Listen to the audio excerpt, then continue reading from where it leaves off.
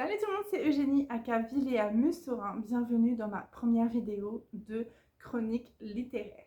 Aujourd'hui, je vais vous parler du livre La liste des regrets de Mickey Brammer. Est-ce que je l'ai aimé? Est-ce que je ne l'ai pas aimé? Qu'est-ce que j'ai aimé? Qu'est-ce que je n'ai pas aimé? Est-ce qu'il est fait pour vous ou pas? On va découvrir ça ensemble dès tout de suite. Oui, dès tout de suite. Dès maintenant aussi, mais dès tout de suite. Alors, du coup, la liste des regrets de Mickey Brammer, qu'est-ce que ça raconte? Ça raconte l'histoire de Clover, qui est Tana Doula à New York. Une Tana Doula, qu'est-ce que c'est? C'est une sage-femme de fin de vie qui accompagne les personnes qui vivent leur dernière semaine, dernier jour. Elle les accompagne pour qu'ils soient au mieux, qu'ils fassent la liste de leurs regrets, de leurs réussites, de leurs joies, qu'ils aient envie de manger des pommes ou qu'ils aient envie, peu importe, la Tana Doula est là pour les accompagner dans peu importe leur demande, dans la limite bien sûr de la légalité. Donc grâce à ce livre, déjà j'ai découvert le métier de Tana Doula, donc de sage-femme de fin de vie, que je ne connaissais pas du tout. Et déjà ça m'a beaucoup intéressée, parce que je trouvais ça génial qu'on puisse payer des personnes qui soient là pour nous aider à traverser cette période de fin de vie. Je trouve ça super intéressant comme travail. Je ne serais pas apte à le faire, certes, mais je trouve ça intéressant. Donc voilà, donc on suit Clover qui donc accompagne des gens en fin de vie à New York. Clover, c'est quelqu'un qui est très introverti, qui vit toute seule dans sa bulle, elle a très peu d'amis, ça lui va très bien ce métier de sage-femme en fin de vie, elle ne s'attache pas aux gens puisqu'ils partent quelques semaines ou quelques jours après qu'elle les ait rencontrés, et elle est plutôt pas si malheureuse que ça dans sa vie, et jusqu'au jour bien sûr où elle va faire une rencontre d'une personne en fin de vie qui va bouleverser toutes ses certitudes et ses croyances qu'elle a acquis au fil de ses expériences et de ses années de vie auprès de son grand-père. Voilà l'histoire de Clover. Donc, est-ce que j'ai aimé ce livre ou dans quelles conditions je l'ai trouvé, etc. Ce livre, je l'ai trouvé en promotion à moins 50% dans ma librairie préférée de Nouméa. Et qu'est-ce qui m'a attirée? C'est la couverture. La couverture tout de suite, c'est fleuri, c'est mignon. La topographie m'a aussi attirée. Et quand j'ai lu la 4e de cours, autant vous dire, j'étais persuadée que j'allais aimer ce livre-là. Est-ce que c'est le cas? Oui, j'ai aimé. Il y a eu beaucoup de choses que j'ai aimées dans ce livre. Il y a aussi des choses que j'ai un peu moins appréciées.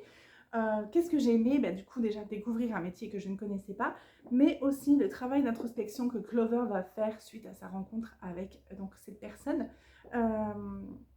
Clover va accepter tant bien que mal d'évoluer, de grandir, de remettre en question toutes ses certitudes, et ce travail d'introspection m'a beaucoup plu.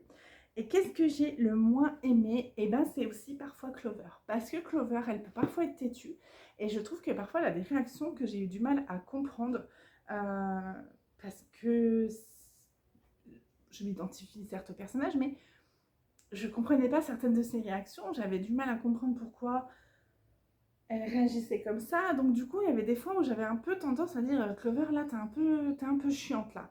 Mais je me suis entêtée à le lire et j'ai pas du tout de regret puisque certes, on devine la fin, mais le voyage de Clover est très intéressant. Son travail introspectif est très intéressant. Donc, j'ai aimé Clover autant que je ne l'ai pas aimé sur certains points dans le livre. Qu'est-ce que je n'ai pas aimé d'autre? Rien d'autre. En fait, il n'y a que ça que je n'ai pas aimé. Qu'est-ce que j'ai aimé? Ouais, j'ai fait le tour, hein. J'ai aimé le travail d'introspection et j'ai aimé découvrir un nouveau métier. Est-ce que vous devriez lire ce livre?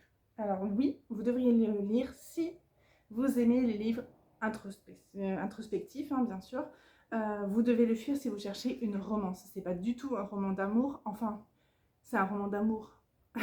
D'amour propre en fait, puisque Clover grandit dans ce livre, et c'est aussi une bonne chose, hein, d'avoir un peu d'héroïnes qui grandissent comme ça et qui apprennent à s'aimer sans forcément avoir besoin d'un partenaire, quel qu'il soit.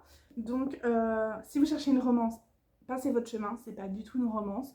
Si vous cherchez un livre qui parle d'introspection, de chemin de vie très intéressant, de parcours de vie, de regrets, de conseils ou de confessions, eh bien écoutez, n'hésitez pas à lire La liste des regrets de Mickey Brammer. Il se lit très facilement. Je crois que je l'ai lu en 4 jours. Après, j'étais coincée sur une île, donc je n'avais pas grand chose à faire d'autre que de lire. Mais c'est vraiment un livre qui se lit tout seul. Voilà pour ma première chronique littéraire, j'espère qu'elle vous aura plu. Pour rappel, mon roman Je souris à la lune est toujours disponible sur Amazon. C'est lui aussi un roman introspectif qui est à milieu du livre de Nikki Drammer. Ça n'a rien à voir vraiment, mis à part le fait que ce soit un livre introspectif, ils n'ont rien en commun. L'histoire n'est pas du tout la même. Donc si vous ne connaissez pas encore Louise, je vous invite à aller cliquer sur le lien Amazon qui est dans la barre de description. Vous allez pouvoir découvrir les avis des personnes qui ont déjà lu Je souris à la lune. Et puis voilà, je vous fais plein de bisous. Je vous donne rendez-vous pour une prochaine chronique très bientôt. Et puis voilà, n'hésitez pas à ajouter et la liste des regrets et Je souris à la lune sur votre palle. Je suis sûre que votre palle est déjà presque vide et que vous cherchez au moins 2 livres à ajouter dessus. Bisous, bisous. Ciao!